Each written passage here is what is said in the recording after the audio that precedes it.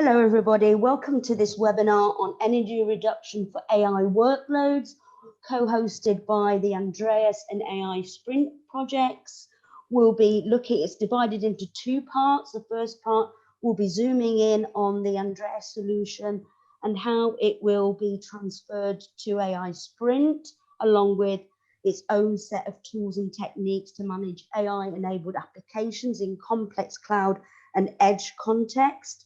The second part, we have a lineup of stellar panelists, all experts on high performance computing, artificial intelligence, and seed funding. So we'll be introducing you to this group of experts later on when we get to part two. So to kickstart, we have a series of flash talks from Andreas and AI-SPRINT with a live demo. Let me introduce you to the first set of speakers. We have Fabrizio Magugliani, Strategic Planning and Business Development at E4 Computer Engineering, Kasia Mateka, Quality Manager at Seven Bulls, Danilo Ardagna, Associate Professor at Policlinico di Milano, and also the Scientific Coordinator of AI-SPRINT, and last but not least, Pavel Skripek, who is Chief Technology Officer at AI Investments Limited, and also Matteo Riedel, who's a developer at Seven Bulls. So I'd like to pass the floor, then we can start with Fabrizio's presentation, and we'll just take you all the way through a complete set of slides and the demo. So I think we can kickstart now. Thank you very much to our audience for joining us this morning. Please pop in any questions in the Q&A panel that you can see on your screen, and we'll try and get back to you on those during the webinar. I think we can start then. Off you go. Thank you very much. We'll start with the presentation from Fabrizio. Thanks a lot, Stephanie, and thanks everybody attending this webinar. My talk will be about, next slide, please. My talk will be about the content of this webinar, where we will check the requirements of today's data centers, what are the drivers for innovation, and the always growing demand for larger machine learning workload. I will talk about the Andreas briefly, and then leave the stage to the other speakers. Next. We know that today's data center have always a growing set of requirements, and the panelists later in this webinar will be much more precise about this. And at the same time, we have some very stringent quality of service and SLA and environmental limits. We know some terror stories, next slide please, about how much the data center are putting some requirements on the environment, and this slide is showing how much water a data center is using. This is a standard data center, so the actual number may change, but the overall figure is like that. And at the same time, next slide please, the installed power is always growing, and the forecasts showing in this slide show that the increase won't stop or even level, will go on year after year. Next slide please. But where the power is going, the data center, you may see that the largest chunk of the power consumption goes in the IT equipment, and a quarter into the cooling. And next slide, where will go, and this is once again an energy forecast about the data center. You know that the networking is going to take over, mostly because of the increased number of edge and geographically distributed devices, as well as the power of the data center. You see the green part. And next slide, please. Is the TCO, that's something that the data center must carefully take into account. You see here that electricity is taking almost 1/5 of the overall TCO because of the cost, and between electricity and power equipment, it makes a whopping 40%, close to 40% of the TCO. So there is a more than well-based effort in the data center to reduce these requirements, mostly because this has a significant impact on the TCO.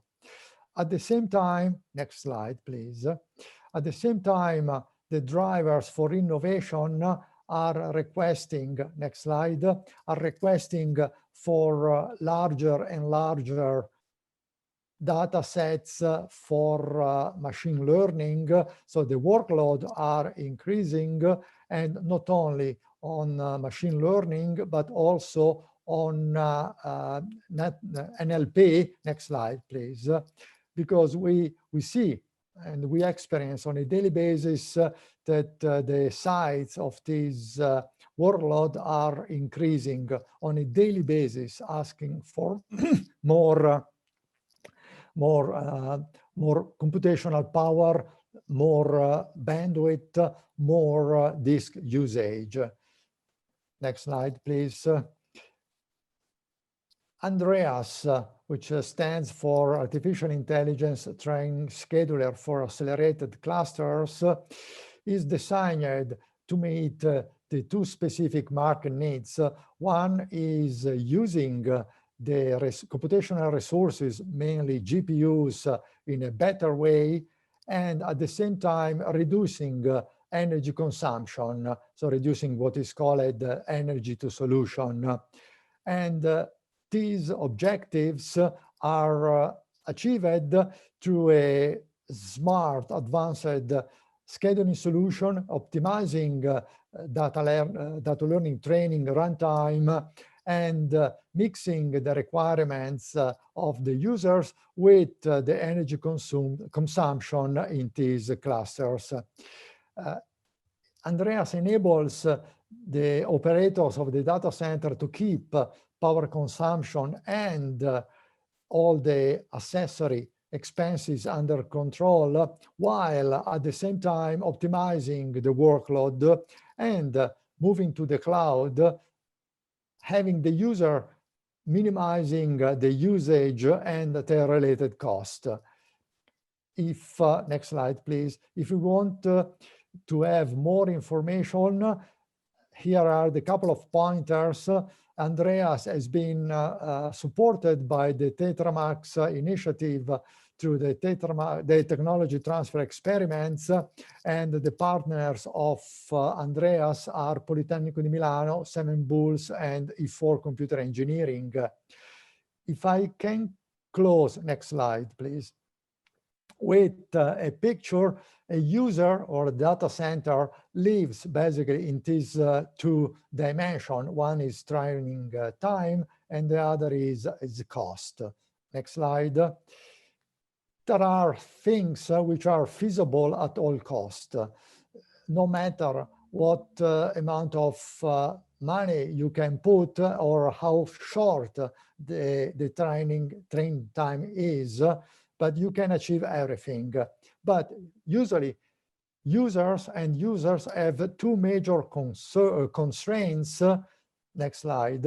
One is a deadline. They want their job before a certain deadline. And next slide, budget. These are the two dimensions where ANDREAS is working, and ANDREAS is, next slide, please, is making sure that within budget and within deadline, the job of the user is completed. This is a huge achievement, and we are proud to having done this through the package, the Andreas. And I want to leave you with this message. We can make your job compliant with your desiderata using the package. Next slide. And I leave this stage to Powell. Or Kasia. Maybe. Oh, to Kasia, sorry. Sorry. So, yes, hi, and I will say about the Andreas architecture. So the goal of the Andreas system is to support containerized AI training jobs in on-demand GPU systems, minimizing the cost, minimizing the expected energy costs. Next, please. We have created complete framework that handles the complete training process of AI models, including collecting profile data for the given jobs and optimizing execution. Next, please. The key components of the framework include job scheduler, which is orchestrators the deployments of machine learning jobs. Job optimizer identifies the best jobs placement based on the execution contents, and REST-based API integrate with the Slurm scheduler. Next slide, please. On these slides, I will try to show and present how the flow of the system works. So a new machine learning training job is submitted using the Job Manager API. The Job Manager stores job-related information in the jobs data database, and the Jobs Manager is waiting for the available GPU to start profiling operation. Next. The Jobs Manager is running jobs to gather profiling information according to the profiling rules. The Jobs Manager stores profiling data in the jobs data database. Next. The system, the Jobs Manager invokes a Jobs Optimizer to optimize jobs execution. Next. And the optimizer optimizes jobs execution, providing the type of GPU to be used to run the jobs within the deadline, minimizing energy cost consumption and job readiness in case the deadline cannot be fulfilled. The optimizer also identifies the nodes of the cluster where the jobs application container has to be run, and the Jobs Manager runs jobs according to the optimization results. Next. And above flow is repeated after each new jobs is submitted. So that's overall of the architecture. Next slide, please. So this is once again repetition. And yes, thanks. I leave floor for the Danilo now. Okay, thank you. And actually, I will discuss a bit more how the job optimization is performed. Actually, our solution is based on a greedy approach. So actually, we construct, given the current status of the queue and the current status of the job that are in execution in the cluster, we build a new solution at every stage that we re-optimize the configuration of the system in a constructive way. So the rationale is we try to run first the jobs that are closer to the deadline. So we sort the jobs according to an earliest deadline first approach, and then we try also to select the cheapest configuration. So actually, we consider two sources of costs: the energy cost and also the tardiness cost, as mentioned by Kasia. So the point is that we try and so if the jobs do not fulfill a deadline, we consider some penalties. And the rationale is we consider two things. We prefer that the cost of the delay, the unit cost of the delay is higher than the unit cost of for running the job. So the rationale is we try to select the cheapest configuration given the deadline constraint. The cheapest configuration, since actually usually the execution of the jobs on multiple GPU is the speed up is sublinear. What we try to do is we try to really select if a job can be run within a deadline. We try to select the minimum number of GPUs that achieve these. Otherwise, if the jobs are going to violate the deadline, in that case, we will assign the fastest configuration. So that's a basic greedy approach that actually have been randomized. So all the decisions that I mentioned are taken in probability given their impact into the energy cost and the tardiness cost of the job. In this way, I mean, we have implemented, we have a parallel implementation of these, and as you will see from the results, the scheduler is very efficient, and we can compute for system up to 100 nodes the optimal configuration in less than 100 milliseconds in every situation we consider. If we can go to the next slide, please. So for what concerns the experiment results that we will show here and in the demo too, actually consider the traditional system for image processing, and also we consider some multi-layer long short-term memory, which are widely used today for example, natural language processing or time series analysis and predictions. Next slide, please. So the results have been validated on the Armida cluster that was available at E4 premises, and we also consider that for the scalability analysis and for the large scale setting, some simulation result, we vary the number of nodes between 10 and 100, and we are considering within the simulation 10 times more jobs. I mean, in a way that we can really saturate also the system, and we consider interreliable times that are compliant to the real data center loads. We compare the solution that we can achieve with some first principle methods like actually earliest and first, the first in first type, and then priority scheduling. The timing of the optimizer are evaluated on a basic Intel i7 CPU. If we can go to the next slide, please. Okay, thank you.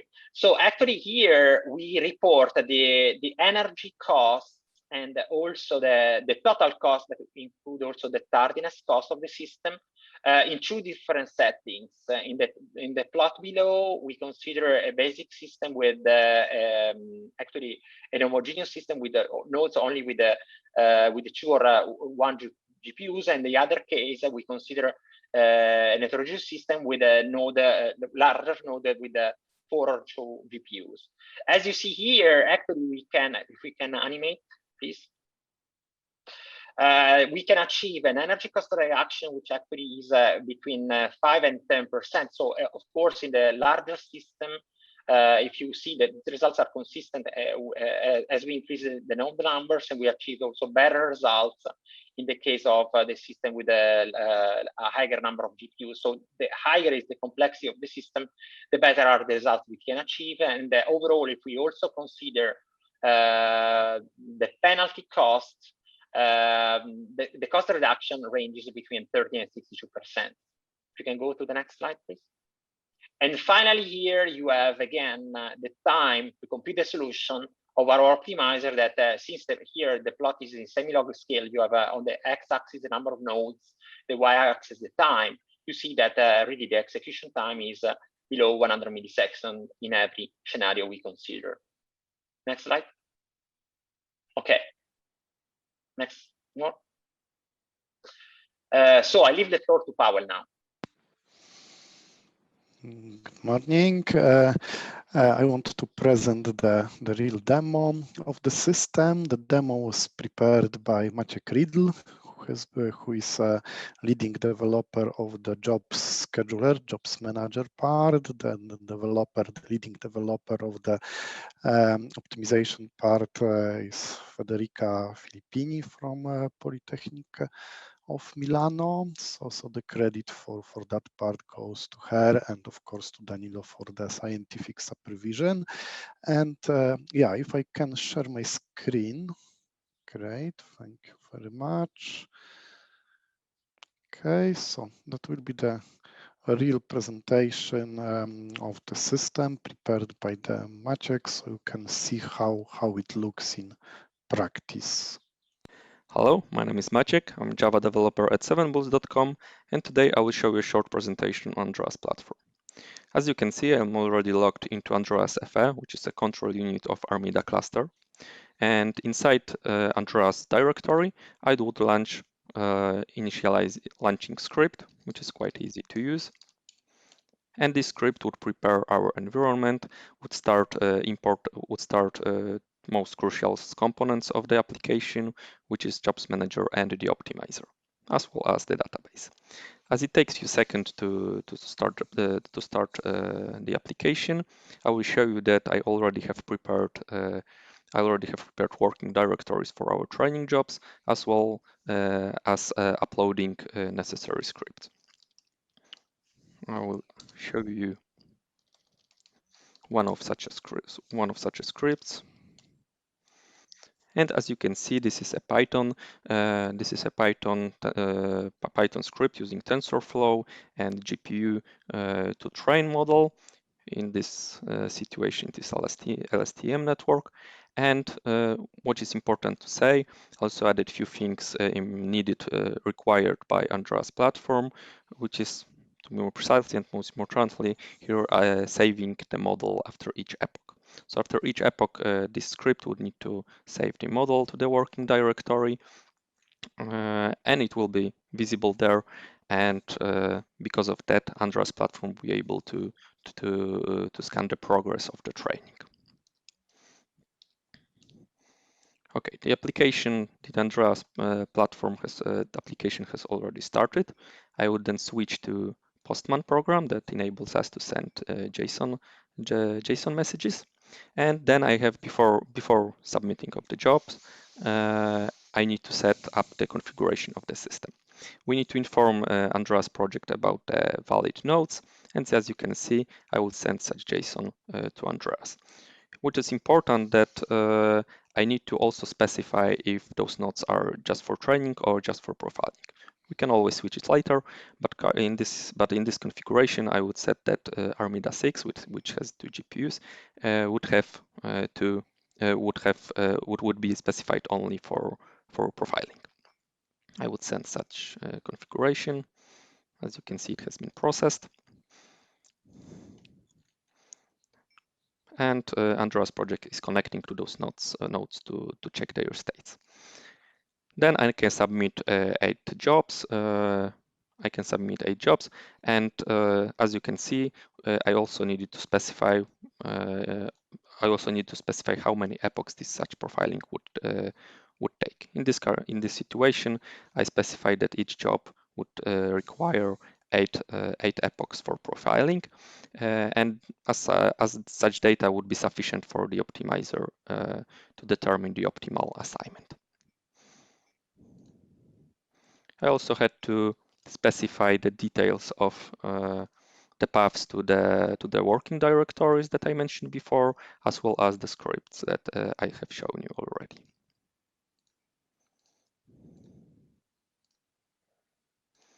Can switch back to.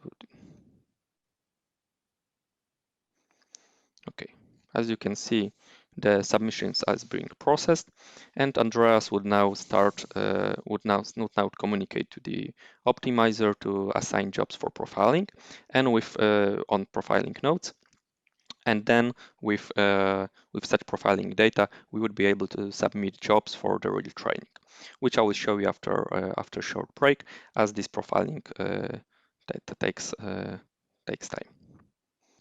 Okay, we are back. The profiling has been finished.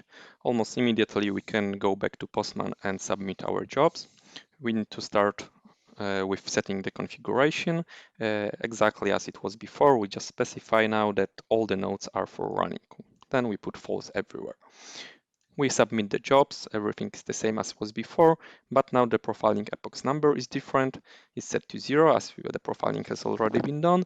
And also the epochs total, which is the epochs for total training, is much higher. And then I can submit all the jobs just as it was before. And I will now then skip to the our application.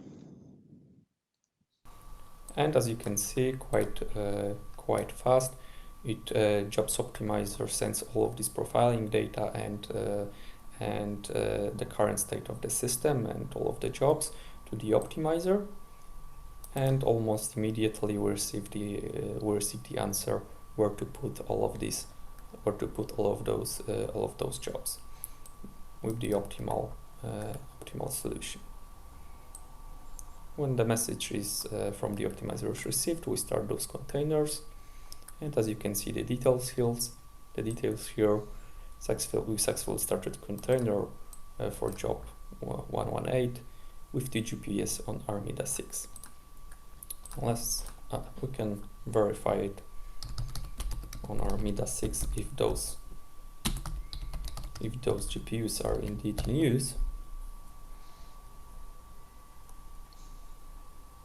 And as you can see, we have a process, the same process that is using two GPUs on Armida 6. So current assignment is that one process is using 2 GPUs, and 3 other jobs are using Armida 457, and the other jobs are waiting for them to start if the optimizer decides to assign them to nodes. Okay, we can go back to the presentation. That was the live working system. If you have any questions regarding that, please put that on the chat. I will try to answer all of them.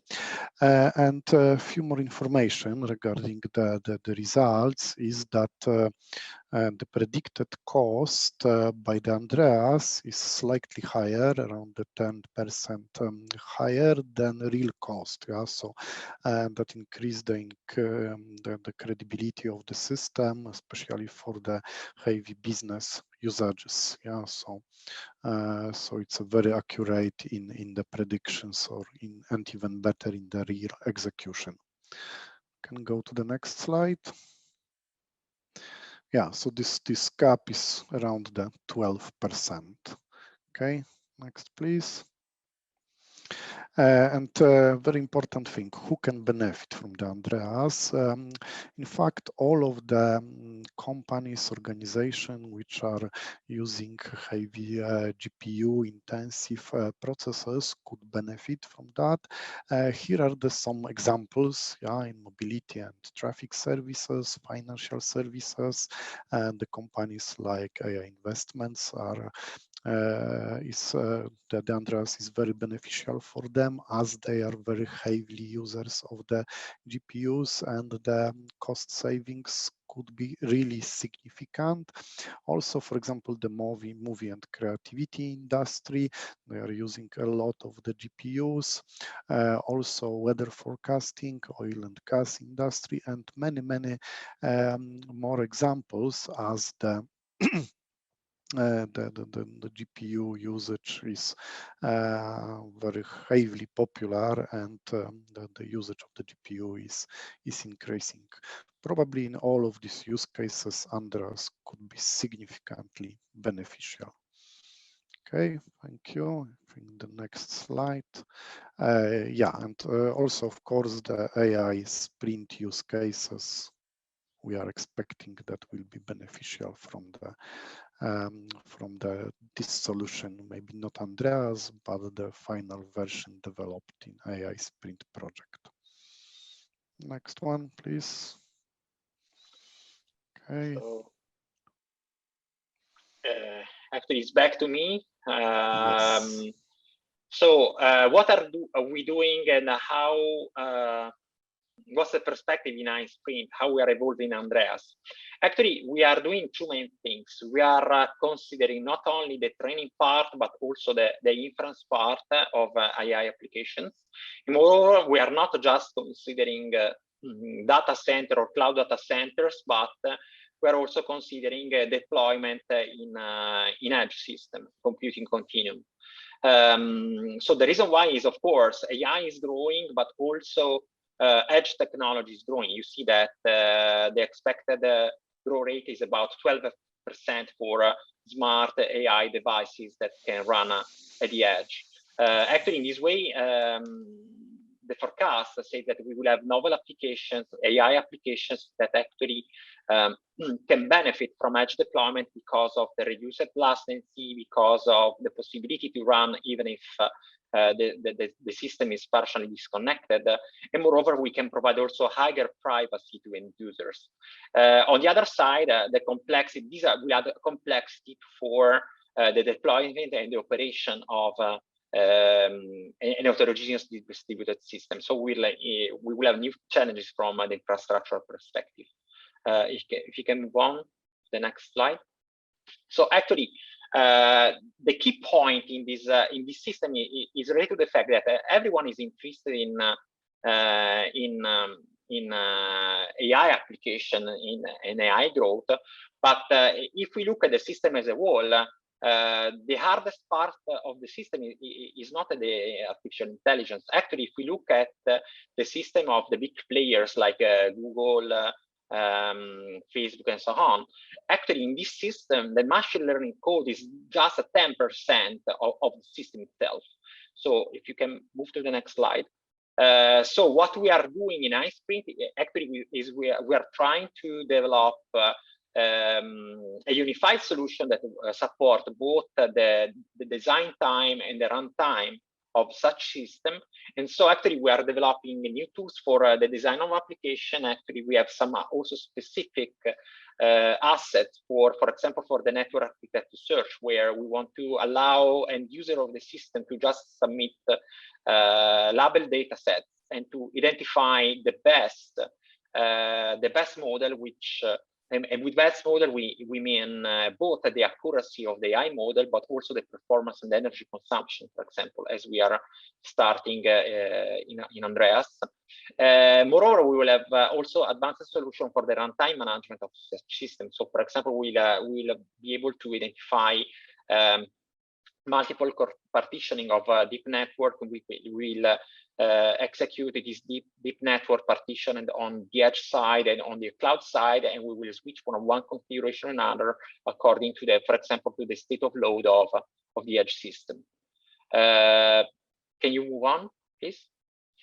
And then in particular, for what concerns the GPU scheduling part, what we are doing is, on one side, we are looking at disaggregated hardware architectures where the GPU, the training job and also the inference job can access the GPUs that are in remote node. We have in the consortium, we have the University of Valencia, which with a team that have developed Arcuda.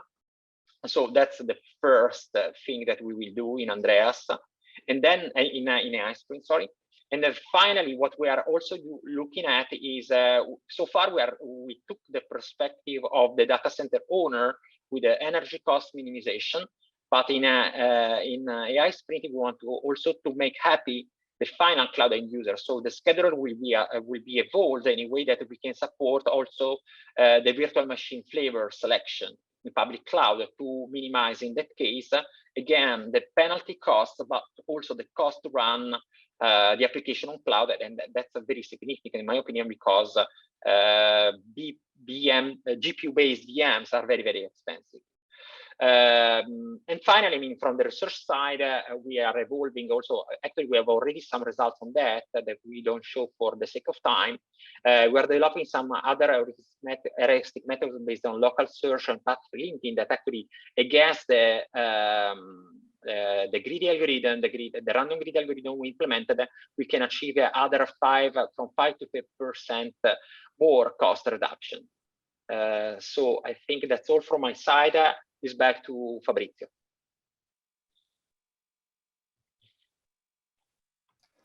Thanks, Danilo and team. Let me have a bit of self-promotion, because the partners of Andreas and AI-SPRINT believe that this product is in the position to be sold as a standard product. Next slide, please.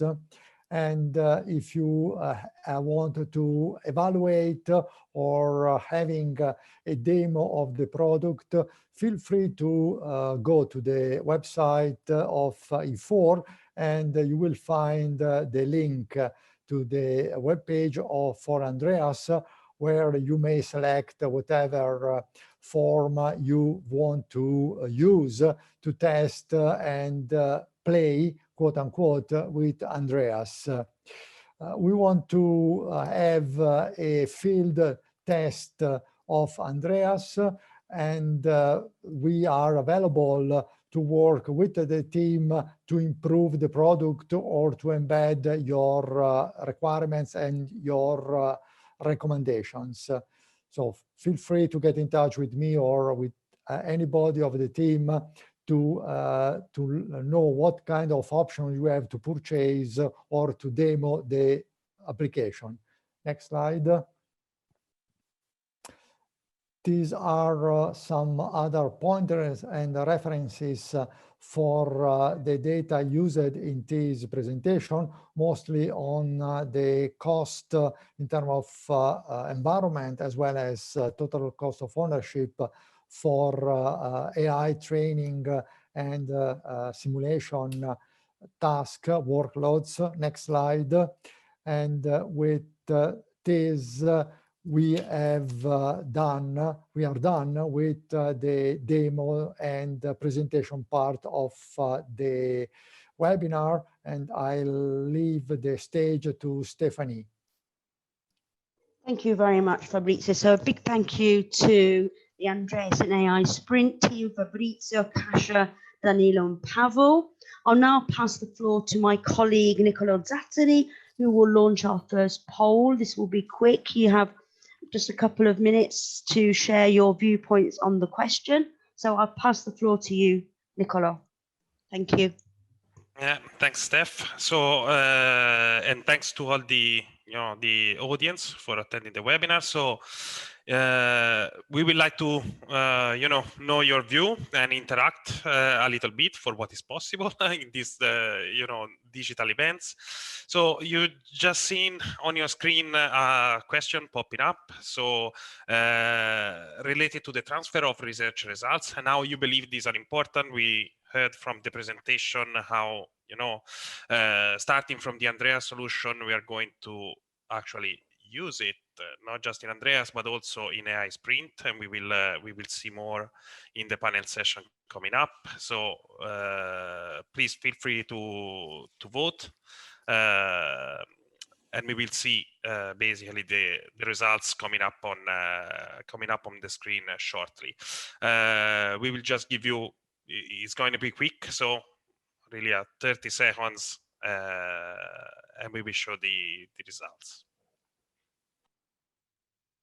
How many choices do we have? I would suggest the top two, because we have four. Okay. That's half of them. Yeah, thanks. So the question is asking, in your own viewpoint, why do we think this transfer of research results is important? Yeah, and these are the results coming up. So we have a pair actually for the sustainability and the knowledge sharing. So I think this is in line with with what is happening between Andreas and AI-SPRINT in this case, both for the sustainability from one side, especially from Andreas, and for the knowledge sharing, so that we can reuse basically and improve also the solution in other, in other ESI-funded projects, which is what the home mission is actually asking us to do, basically. So thanks for sharing your views, And I will pass the floor back to Steph to introduce us to the panel session. Yeah, thanks very much, Niccolo, and to the audience for voting. Quite an interesting result there.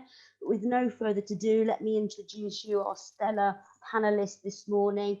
I'd like you to all give a big welcome to Daniele Casarini, HPC specialist at Cineca High Performance Computing Department, Gianluca Palermo, associate professor at the Politecnico di Milano, Maria Vaquero, innovation manager at Cloud and Heat, that's an AI-SPRINT partner, and Michela Milano, full professor at the University of Bologna, and Pavel Bochneritz, partner at ASI Value Tech Seed Fund VC. So thank you very much, all of you, for coming onto our webinar today and giving and sharing your truly valued insights.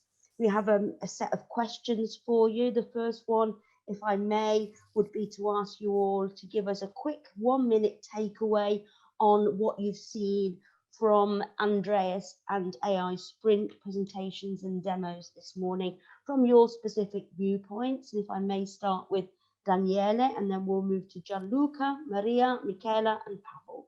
Thank you very much. The floor is yours. Thank you, Stephanie. And okay, from what I see, that I really support the work of Andreas and the AI-SPRINT, because I see that from their architecture, they are targeting energy and power issue at the software stack level. And from my experience, facing this problem at the software stack level is the best way to try to solve this issue, because the software stack is in the middle between application and the hardware subsystem. So this is the perfect way to try to talk with the application and interact with the hardware subsystem to reduce power consumption. This is very, very important. And in particular, these problems are actually open problem in the HPC, IE, and Edge community. So I think that there is a lot of work to do it, and plenty of space to grow in this field. So good work, Andreas and AI-SPRINT. Thank you very much, Daniele. Gianluca? Yeah, so first of all, I want to thank you very much, all the speakers, just up to now. So the main message that I got from the previous presentation is the importance of the interaction between the application and their runtime, providing extra functional information in terms of pre-characterization of the application, but also in terms of deadlines that the application needs. This collaboration, I think that is a must for reaching the energy efficiency, because the blind optimization that can be reached by the system, as was mentioned before by Daniele, on the system size is always available, but we have always to think that this is always reactive and can be a limited effect. The effect that we can reach if we play at application and at runtime level, it's much higher in terms of energy efficiency. Thank you very much. Very interesting. Thank you, Gianluca. So Maria, if you'd like to give us your viewpoint. Yes, thank you very much. I think that there were many interesting points, so it's hard to go for one, but I think that it's really important that we find ways in which we can ensure that technologies like artificial intelligence, machine learning, and so on become sustainable. So they have huge potential. We've seen some industries and some cases where they can really solve huge societal challenges that we have now. And we've also seen like the numbers that Fabrizio showed, for example, about the toll that they take on the planet. So so to benefit from these technologies, we really need to find a solution for that. And I think it's really great when one sees that there are such projects. And for example, what Danilo presented also about Andreas and the energy reduction of 5 to 10%. When we take the scale of the energy that they consume, this is a huge improvement. So this is a very good, very positive takeaway for me. Thank you very much, Maria. Michaela, thank you for yours. It's me. Okay. So, first of all, good morning, everybody. Very So, good morning. Yeah. So first of all, I mean, I have to say that I mean, I see quite a lot of European projects and the results of this project, and it's quite rare that project goes, I mean, so deeply into a solution and provides basically a solution that can be brought to the market in an easy way. So first of all, I mean, I have really to say the congratulations with all the team for the results that you have shown. The second thing that I wanted to say is that it's very important to have to take into account the user perspective. So I really think that your approach is extremely useful because basically you want, of course, to reduce power consumption, but you have to maintain the quality of service. That is very important. And also, I mean, exploring different business models for users accessing these machines is also very important and would be very interesting, a very interesting further dimension. In addition, I mean, what has been said for the future development, to take into account different architectures is crucial, because I mean, more and more we will go, you know, we have this data gravity. So basically we will move AI towards where data is produced on edge devices, and taking into account the whole plethora of, I mean, hardware devices, and also, I mean, customizing the algorithm for running on these devices with, for example, limited computing resources or memory resources is extremely important. And I think that these results can be really transferred also in this setting. Thank you very much. Thank you very much indeed, Michaela. And next up for his viewpoint is Pavel. Thank you very much, Pavel. The floor is yours. Yes, thank you. So my perspective will be a little different, perhaps, because I'm not a data scientist or AI researcher. I'm an investor. But I can say that what you're trying to do in the project seems, you know, very relevant from the perspective of also future funding possibilities for startups which are AI dependent. Or which require significant amounts of computational power to run their business models properly. What I've seen in very recent past is that there is a huge number of companies trying to approach the problem of excessive power consumption, excessive heat production, in consumer electronics, in data centers, but mostly they focus on solutions that that are based on, you know, advanced cooling systems or high thermal conductive materials or heat storage systems. So I think your approach is synergistic with those other approaches, and I think you know, it absolutely should be pursued, and I think has great potential in the market. Thank you, Pavel, and to all our panelists. That was a really interesting and fascinating feedback on what we've seen already this morning in part one. Now we are going to have your direct expertise. So can each of you please give us a 5-minute or roughly a few minutes position statement on what priorities we need to focus on in the short term? We'll switch the order over. So we'll start with you, Pavel, and then Michaela, Maria, Gianluca, and Daniele. So the floor is yours. So please give us your perspectives on short-term priorities. Thank you very much. I'll do my best. So as I said, my perspective will be a little bit different because it you know, it comes from my experience in the venture capital markets.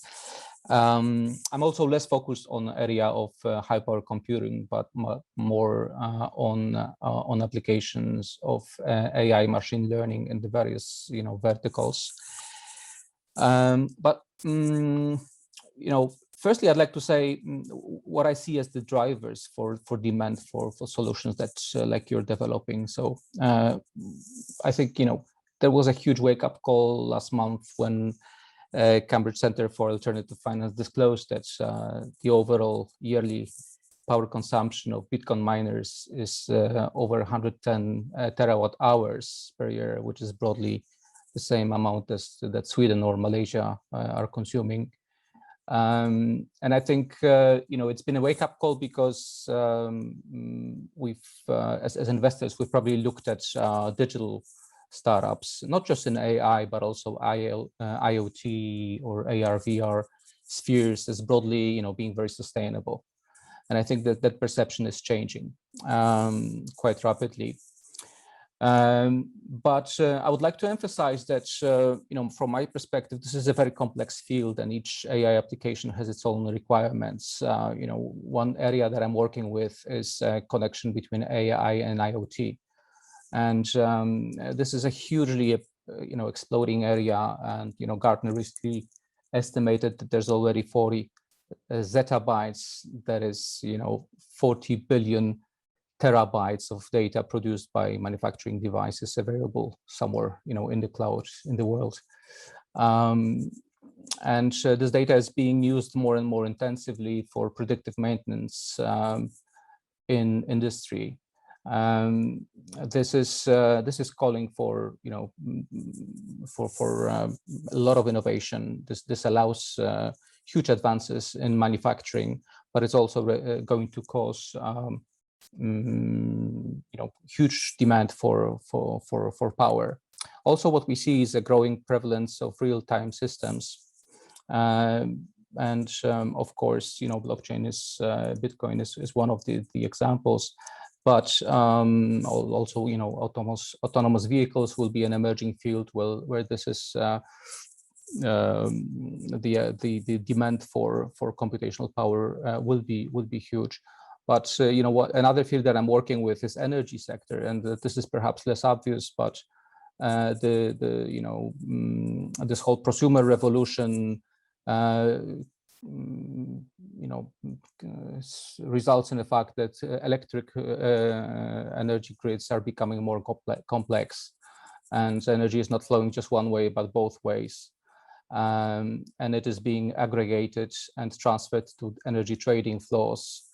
So this causes huge volatility in the markets, and there is already a number of startups worldwide developing virtual power plants, and they are heavily relying on an AI to predict prices. So the demands will be there. It will come from many other fields that perhaps are not on the radar. Telecommunications is another area, because telecom network has been built to optimize for reliability rather than performance, and we will see, with the growing use of AR, VR, we will see absolutely a huge spike in the need for high performance content delivery networks, which will base on AI to route telecommunications. So I see a lot of areas of application. I would like to emphasize, you asked for about, what would be the suggestions for short-term progress. I think, depending on what kind of field of use you will be dealing with, you will need a slightly different approach, and that's what I'm sort of thinking about asking myself after the demo that I've seen, just how universal will your methods be? Will they be equally applicable in RPA, in where NLP is being used, or will they work as just as well where you're based on image analysis, image recognition? Will they be good enough for cybersecurity fraud detection in real time? I mean, that's and industrial IoT. So this is the questions I'm asking myself. That when I'm working with startups and they come to me with an excellent breakthrough idea, the thing I'm concerned about is, are you working with your future clients and users? Are you getting feedback from them? So I think this is the key to success in this and many other projects, is to listen to the end user and get their feedback and test your ideas in the operational realm as much as possible. Okay, so thank you. That's all from me. Yeah, very interesting, Pavel. Thank you very much. Your funding perspectives are really insightful and much valued. And I think the great thing about the panel this morning is this very diverse areas of expertise that we're sharing. So I'll now pass the floor to Michaela, and if you can give us your overview of the short-term priorities from an artificial intelligence perspective. Thank you very much. Sure, Stephanie. So basically, the thing is that I've always worked in artificial intelligence, but in particular on what is called decision support systems that basically try to, not substitute, but basically support the decision maker in different fields like energy or sustainability and computing. Basically, the goal of these systems is to optimize operations or maintenance, for example, while reducing cost, energy consumption, and, for example, also the carbon footprint of a company, of a data center, or a socio-technical system, if, for example, we go to smart cities or in the field of mobility or something like that. So for designing these models in general, decision support system have always relied on experts, domain experts that shape the model through many iterations with AI experts. And basically, the thing that we see is that today we have, in addition, data of an unprecedented size coming from energy system, computing system, or socio-technical systems in general, and in particular through monitoring systems that basically collect data on the system behavior. Okay, so like for example, in a data center, you can have huge monitoring system that collect data from computing units or networks and so on. So the nice thing is that we can now exploit both, so the knowledge from expert and the knowledge from data, and merge them in a seamless way to create realistic decision support systems. So in particular on computing system, we can decide, for example, the dispatching and scheduling on workload on high performance computing by exploiting models that are driven by experts and data. And this system, so why would we have to rely on data? Because these systems are really heterogeneous. And in general, experts may rely on heuristics like load balancing or something like that. But for example, when we cope with thermal aspects, or for example, fault detection, then it's difficult to shape models from experts that are really, really accurate, because these systems are very heterogeneous. So in general, we craft more precise models when we observe the system, collect data, and then infer the model out of them. So in fact, for example, the main reason for that is that different parts of the system do not behave in the same way, like, for example, for what concerns the temperature, as they, for example, are closer to the cooling source, or they are less affected by thermal derivatives. And so if we observe this system instead of just relying on expert heuristics, then the model is better. Another example is fault detection in high performance computing, where we have worked quite a lot extensively on that. And in this case, system faults are not that visible. Like, for example, in manufacturing, when you have a machine that stops, then you see that, right? While in HPC system, a fault may result in underperformance of the system. Therefore, detecting the faults is sometimes not that easy, and machine learning really can help in doing them. So the approach can be either supervised or unsupervised. So in the first case, you should have a set of data of, for example, a good behavior of the system. While in the second case, you can rely on clustering techniques to group together different, system data that correspond to faulty or non-faulty situations. So I think that in general, I mean, we can really have artificial intelligence supporting us in reducing the carbon footprint of these systems, reducing their energy consumption, but they should be fed by both domain experts and data. That's my take-home message, I would say. Thank you very much, Michaela. Well, that was really interesting also. We'll now move on to Maria. So what's your viewpoint on the short-term priorities? Yes, thank you. Well, I'm coming at it from the data center infrastructure provider, cloud provider perspective. And I think something that is really important now is that we keep on trying to increase the efficiency of digital infrastructures. So I think that actually currently the average PUE value, so power usage effectiveness value for existing infrastructures is around 1.6. I don't know if everyone is familiar with the PUE value. It's a measure of efficiency. So you calculate it by taking the overall energy consumption of a data center or an infrastructure and dividing it by the consumption related to the IT, which is actually the part that's useful. And so 1.6 means that we have like a plus 60% energy consumption that is not strictly related to IT. So we need to keep reducing that, and we need to take all possible perspectives into account. For example, we've seen already in the presentations today that a huge part is related to cooling. Pavel also mentioned it, that there's quite an effort now to use cooling technologies that are more efficient. For example, based on water instead of air, and we managed to reach PUE values of around 1.03. So, of course, that's in specific conditions. I'm not saying that that's possible in all situations, but we need to keep working in that direction.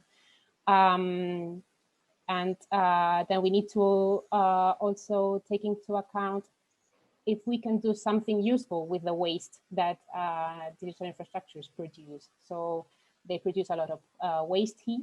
And if we can use that, then it also helps to make digital infrastructures and the applications that run on those infrastructures more sustainable. So for instance, waste heat can be used to heat up buildings. It can be used for district heating. And there's many more innovative approaches that still need to be explored. For example, producing cooling energy through absorption processes, maybe desalination, farming. So there's a lot of uses that we can keep exploring that help us to make artificial intelligence more sustainable. Of course, using sustainable energy sources, that's another point. And then what Michela was mentioning right now, of course, using artificial intelligence to make those infrastructures work better, to operate them in a better way. So not only providing a sustainable place where they can run, but also using it to run them better. Thank you very much, Maria. Very interesting. I do believe there's quite a lot of European research taking place on waste management. So that'll be interesting to follow that progress there. So we'll now move on to Gianluca and then to Daniele. If you could give us your short-term perspectives. Thank you very much. Yeah, I want to talk more at application level. So since my figure here is more as a project technical coordinator of what is the LIGET project, it is a new HPC project that is about developing a fully integrated workflow for drug discovery. So what I can say is that in short term, I think that we need tools that helps in optimizing the energy footprints of application, but tools that works at application level, because at application level is where we can take the maximum advantage.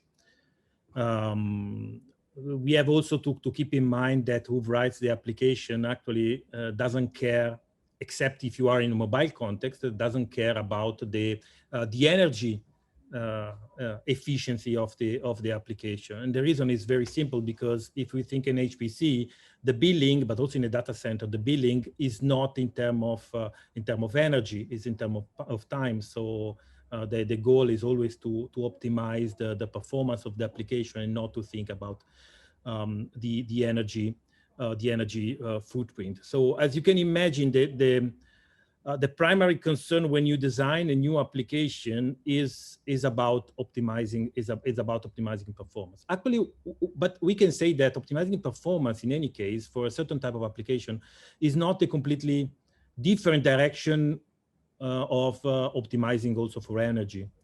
Because of course, when you develop an application, you cannot go far away from the fact that you want to use the maximum amount of resources that are available for you for your computation. So all the resources that you have are the resources that that you want to use at the end. So you don't care too much of how efficient are you using the resources. So if you duplicate the resources that are available, only gaining 10% of the performance, that's fine because you are going faster. However, also the application level, it is important to think that who writes the code want to get the most from the computation resources that are available. So duplicating the resources, if I get only 10%, yes, I'm happy that I'm going faster than before, but of course, duplicating the resources, I want to go 2 times faster. And this is, of course, so this means that if I want to go faster, I want to compute also more data within the same time. So this means that I want to improve also the energy efficiency, because if I can compute more in less time, so with the same power envelope at the end, I'm consuming less energy overall for my workload. So this is, I think that this is an important point, because again, it is okay that application developers optimize also in certain way energy, but this is not their primary objective. So if we want that the application developer takes care about energy, we have to expose in some way to the application in a simple way some possibilities to interact with the runtime, or at least to provide hints to the runtime, to the software stack, in order to let the software stack to optimize from the energy perspective. So either you provide simple interfaces, or you have to completely hide those the energy optimization from the application perspective. We have to think that also in HPC workloads that are typically compute-centric, there are phases of the applications where we are communication bounded, where we are memory bounded, where we are I/O bounded, where we are synchronization bounded.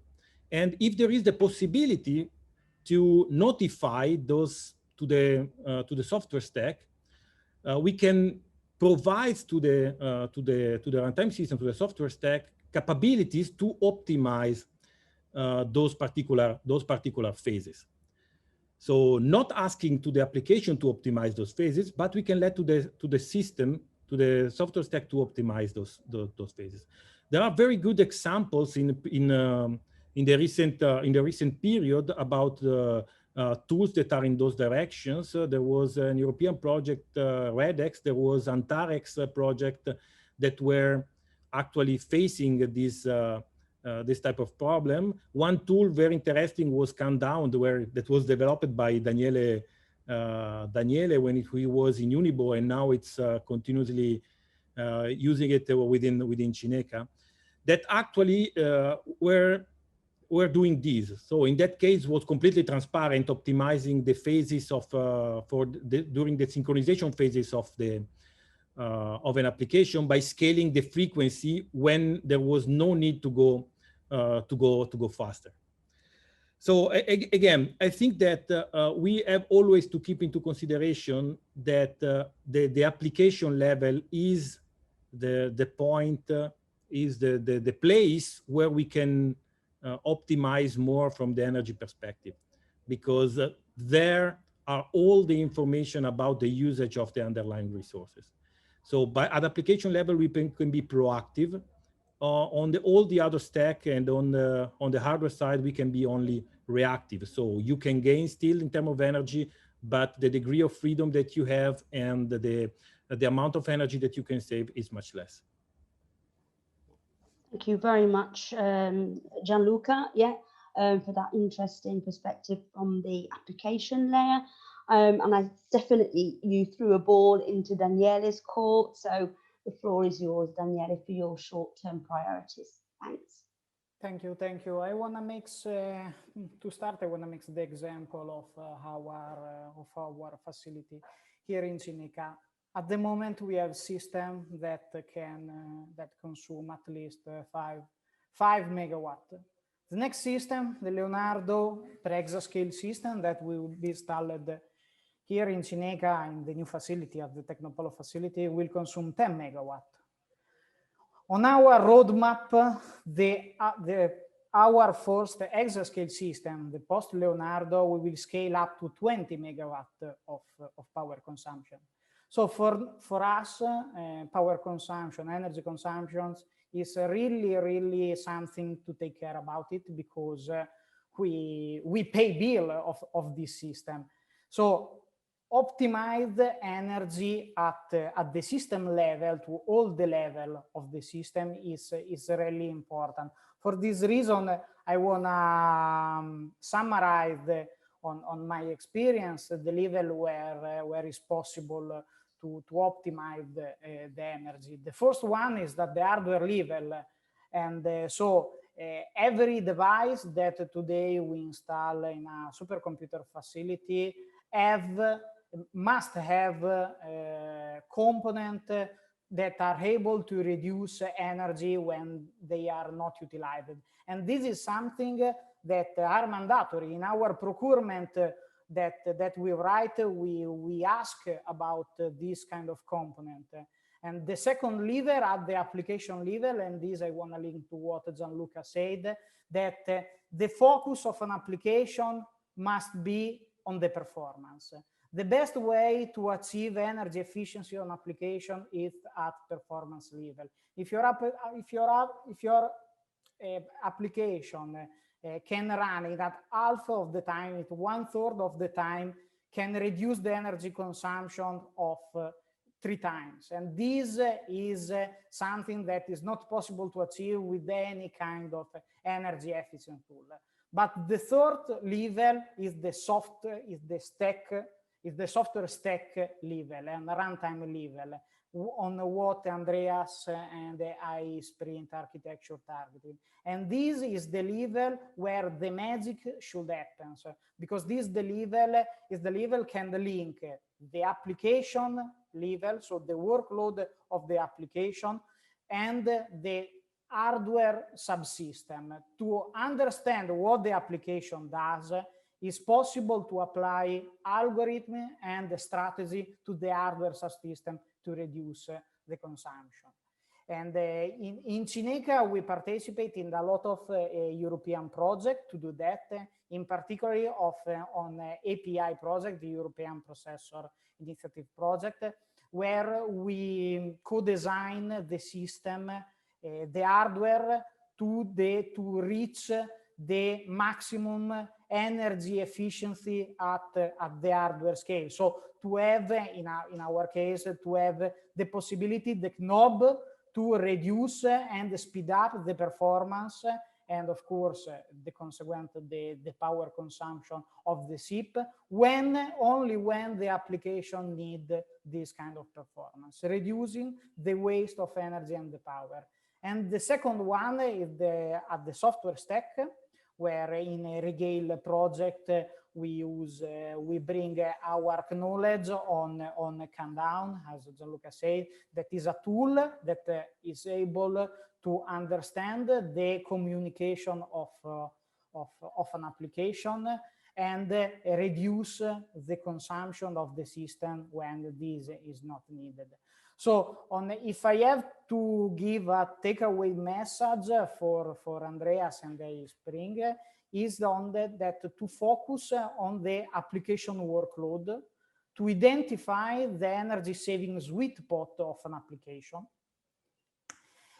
and think about how to apply this, your strategy, your AI strategy at the hardware level in an efficient way to maximize the capability, the energy capability, the energy saving capability of the system.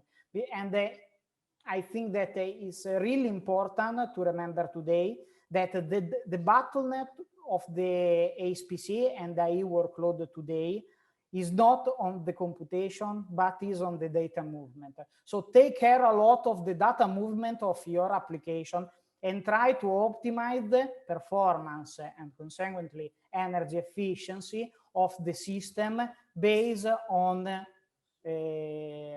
data movement, but also on the performance of the application, because this is a little secret that we leverage on all of most of our strategy that we are applying in Cineca. Thank you. Thank you very much, Daniele. Those are really interesting takeaways also from an Andreas and AI sprint perspective. I would like to suggest, for not only for the sake of time, but also from just to give you a quick weather check from here in Pisa, we do have thunder rumbling in the background. So maybe we can try and wrap up in the next 5 to 8 minutes. So maybe we can combine the last 2 questions. So I'd like to ask each of you to give us your viewpoint on how you see the landscape evolving in the next, say, 3 to 5 years from your specific viewpoints, which are very diverse, but very interesting and really quite complementary in the context of the webinar. And then when you've said that, to give us your take-home message for the audience on today's webinar and in general, because this webinar will be available on our YouTube channel very soon. So if we could start, then we'll take the order that we had for question 2. So we'll start with Pavel and then Michela, Maria, Gianluca and Daniele. So combine 2 questions, the evolving landscape in the next 3 to 5 years and your take-home message for the audience today. Thank you very much. So Pavel, the floor is yours. So your funding perspective is once again very valued. Okay, thank you. So not wanting to repeat myself, I think the next 3 to 5 years will be marked by a growing number of fields that would become AI reliant. I mentioned the energy, which is a huge necessity of optimization, and if it doesn't deal properly with the current inflow of energy from renewable sources, from prosumers, the risks for the entire economy could be huge. But other fields as well, manufacturing, telecommunications, education as well. We see, as investors, we see a lot of deployments of AR training systems. So growing number of applications will drive interest, will drive the requirement for power in many more and more sectors. And let's say perhaps also another prediction that can be made quite safely is that there is a growing awareness among investors of sustainability issues, not just the carbon footprint related to heavy data usage, to also AI-based systems, but also as it was mentioned, also sometimes the water footprint for cooling systems. It is becoming an issue. Investors are becoming aware of that and are going to factor it into their investment decisions. So that's from me. Thank you very much, Pavel. So your take-home message would be these 2 points that you've just said, yeah? Yeah, okay, thanks very much. Okay, so Michela, then your viewpoints on the evolution of the landscape and your take-home message. Okay, so I mean, if the time horizon is 3 to 5 years, I think that there are 3 main points that I would like to touch. The first one has been mentioned by Gianluca before. That's very valuable, I think. So the thing is that basically the pricing now is mainly, I mean, is not concerned with energy reduction, right? I mean, it's completely out of how can I say, so the users are not really interested in that because they are not incentivized in doing that. So I think that if we can try to shape some business model and pricing schema for using these infrastructure that also takes into account energy consumption, that would be an incentive also to use these infrastructure in a more sustainable way. And for this, I think that also artificial intelligence can help. Of course, I mean, because we can take some, we can take some notion from game theory, and so that can be used for designing proper pricing schema that will be win-win for both the data center and the user, for example. The second thing is that the second, landscape evolving trend could be, of course, to take into account different computing systems, so edge, cloud, and HPC in a uniform way, but even taking into account their heterogeneity. And for this reason, I mean, I think that machine learning here can really help to capture the heterogeneity of these different computing systems. And if we want to achieve a real distributed intelligence through, like, edge computing, I think that we really have to take into account the fact that these systems are spread, I mean, distributed geographically. They are different, very different in terms of resources, of consumption, and also, of course, I mean, but on this system, we cannot run everything. So we need also cloud resources and HPC resources, for example, for training purposes, of AI system, for example. So I think that the heterogeneity of this system should be taken into account by designing models for decision support systems and merging them with machine learning model learned from data. So the take-home message is basically that I'm pretty sure that artificial intelligence, while being very heavy from a computational perspective, while being very, very demanding from a computational perspective, is also a way to reduce these consumption. So if we are able to optimize this system, if we are able to take into account or predict, for example, the power consumption of tasks, the duration of tasks that are run on this HPC system, we can really work and use AI to, to optimize the operation of the system, the maintenance of the system, and go in the direction of reducing their carbon footprint, as Paul was saying, also the water footprint that is absolutely important for the cooling part.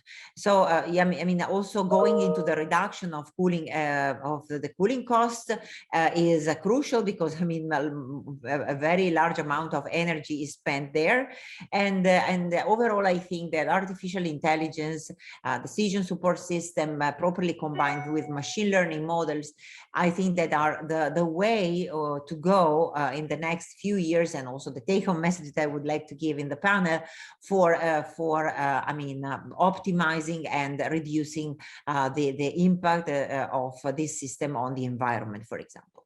Thank you very much. Thanks a lot, Michela. Very useful and insightful as before. So we'll now move on to the next person.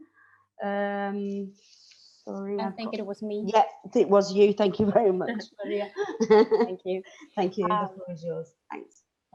Yeah, I think that artificial intelligence will also gain momentum and keep on evolving into many possibilities.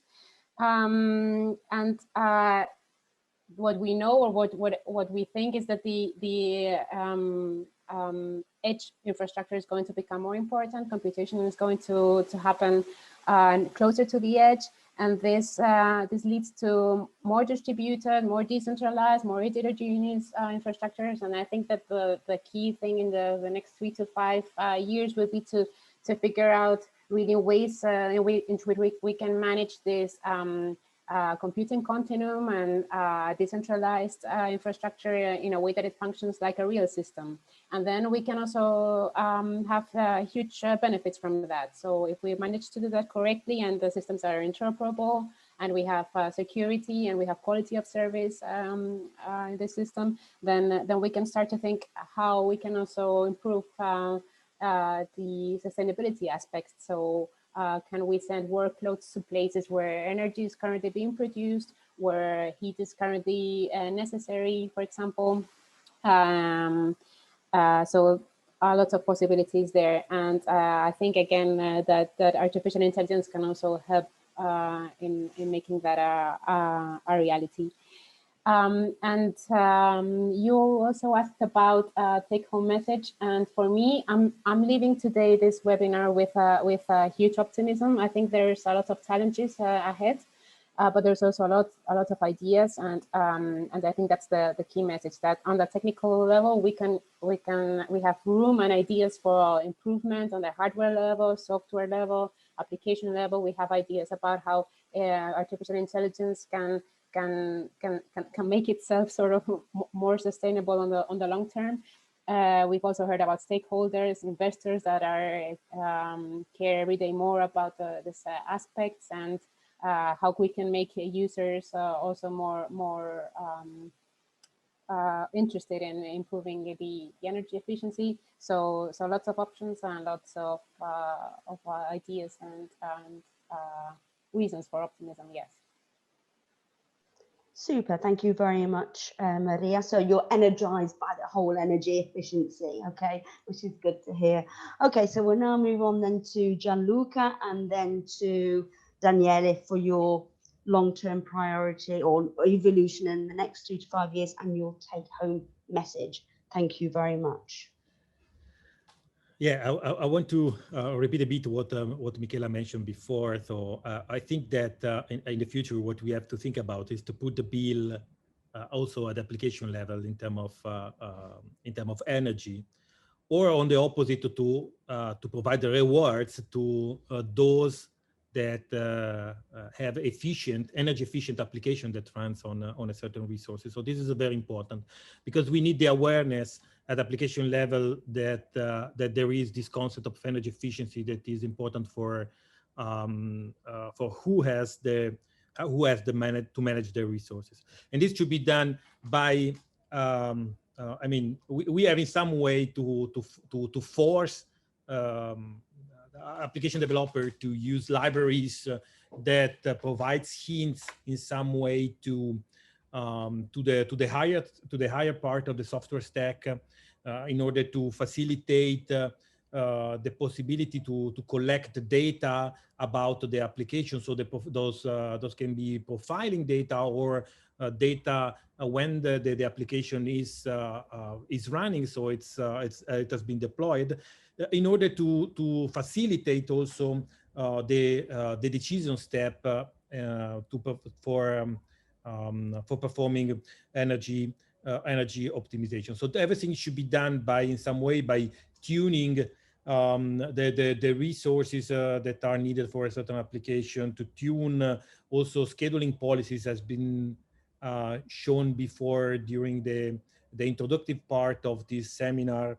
But also this can be used also for tuning the parameters of the application. So if the application is designed to be in some way flexible in terms of parameters, all those information can be used in order to say to the runtime, okay, there are a degree of freedoms also on the application that you can play with. What I can say from today is that I think I want to repeat that it is important that the optimizations in terms of energy happens on the higher part of the software stack, so involving both the application and the runtime. We cannot consider that optimization that are at the application level cannot impact the optimization that can be done on the software stack. So the two have to communicate. So I think that this is important. This is something that has been shown also by the work done in Andreas in an AI sprint. So I think that this is something that should continue. Thank you very much, Gianluca. Super interesting as usual. So we'll turn now last to Daniele, and then we will do our last poll, and then I will pass the floor briefly to both Fabrizio and Danilo to give their take-home message, okay? So the floor is yours then, Daniele, and then we'll do the poll. Thank you. Thank you, thank you. Okay, if I have to reply to the question about how I see the landscape evolving in the next 3-5 years, I see that in this year, the situation, at least for us, for HPC supercomputing center, will become really critical from energy point of view. And I think that HPC facility will be the first to face the power and the energy wall. So I think that these issues are no longer possible to not think about it. And for this reason, HPC and AI infrastructure will be forced to face the energy and power consumption with the aggressive strategy. And this is something that we cannot avoid. We can only adapt to them and accept it. So the freelance is over. Instead, for my take-home message, I can reply to the different positions that people have on this workshop. The first take-home message is for the HPC and the AI user, that they have, my opinion, of course, focus of the performance of their application, and regardless the energy efficiency, because this is something that have to be faced at the hardware and software stack level. Because the best energy saving strategy is to conclude your application as soon as possible. Instead, for hardware, designer, vendor, software stack, researcher, company, and so on. So everyone who works at the infrastructure level, think what the application does and react to them. Because there is a plenty of energy optimization there that is possible to do it at different level, hardware level, software level, software stack level, but these must be coordinated. And the way to coordinate these is at the software stack. Thank you. Thank you very much, Daniele, for that. So I'll pass the floor back to you, Nicola, if you could launch our final poll. Yeah, thanks very much. Yeah, we're launching the last one, which is how important is the coordination on energy efficiency in the cross section. So between data center, HPC system, and artificial intelligence, considering also what we heard during the panel session. So again, 30 seconds to vote. So please feel free to do it, and then we will share the results. I think in the meantime, probably, I don't know if Danilo and Fabrizio, yeah, can Fabrizio, think about, if they want to go on with the, Well, I think that this is an easy question. In the last one, I hope no one will reply, I don't care, something like that. Anyway, let's look at the results. I think that this conversation has been extremely useful for us. And I have to say a big thank you to all the panelists, because the feedback from them has been fundamental for the development. Fundamental for the follow-on of our activities. I jot a lot of notes, and I will tattoo on my left arm this one, so I will see it every time. The question which has been asked by Pavel: are you working with your future users? This is a question that I think I will ask myself every time I will start with something new. And all the other questions by the panelists will basically lead the way of the development of the next product. And I took 4 pages of notes. I don't know if you can see it, but 4 pages. So a big, huge, heartily thank you to you all, because you have been helping in improving the quality of our developments and products. Yeah. I can only echo those words, Fabrizio, and I also have numerous pages of notes, not in the right order, but I worked that one out afterwards. So Danilo, what would be your take-home message? Okay, so yeah, Yeah. thanks Stephanie, and thanks everyone for participating to this roundtable and for the valuable comment you provided us. We are happy that we are taking the problems at the level that we feel is relevant and is promising. And thanks also for the comments on the machine learning and bringing the AI part within the framework to manage the framework itself. Actually, we are doing this. We are developing some machine learning model helping on that. And we are in our agenda. We have also to develop some of the policies in AI-SPRINT through reinforcement learning, actually. And thank you all, and really thanks also for the encouraging message by Maria. We are happy. I mean, I've been working on this topic more or less in the last 10 years. I'm always happy to jump from one of the hot topic of technology to another to follow the technology evolution. And I'm really happy that I mean, it's encouraging and hearing from the people that the ideas are on the table to face the new challenges is a very good feedback to receive for researchers, I think. So thank you all for the comments, and thank you all for participating to the event. Thank you, Danilo, and a massive thank you to our expert panelists today. You've been absolutely fantastic, really insightful, given us a lot to think about, giving the community, I think, a lot to think about in terms of bringing these different technologies together, understanding what enables what and where we need to focus our attention moving forward in both the short and slightly longer term. So you've been absolutely fantastic. Thank you so much. Thank you. A big thank you also to the presenters in part 1. So Fabrizio, Danilo, Pavel, and Kasia. Thank you very much for putting together a really useful and combined slide deck. I think that's a nice asset for us to share with the community. So maybe you would like the last word, just to read out what this conclusion is from this poll.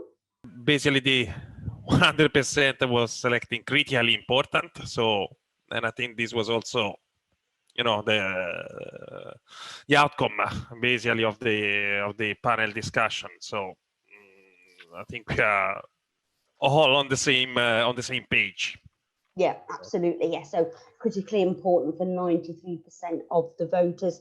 So again, that takes us back to our valued participants. Thank you very much for taking part in this morning's event and for sharing your viewpoints on the polls. Just a reminder that all the slide deck and the recording will soon be available on our YouTube channel. So please follow us on AI-SPRINT. Check out Andreas also if you're interested in using their new product, which is available for you to test drive. Okay, so thanks again to everyone. I think this has been a really insightful webinar. So we'll come back as well. We'll share some takeaways, the poll results and everything on our dedicated web page. So stay tuned for that, and we'll let you know when those are up and ready. So just another quick weather check. We've just had a massive, no thunder's gone, but we have heavy hailing. So this is not really the June that we're used to here in Italy, but never mind. We look forward to better and brighter days. So thanks again, everyone. Thanks again to our super panelists, and we hope to be in touch with all of you very soon with the follow-up actions. So thank you, take care, and goodbye. Thank you. Thank you. Thank you. Bye-bye. Thank you. Bye. Bye. Bye-bye.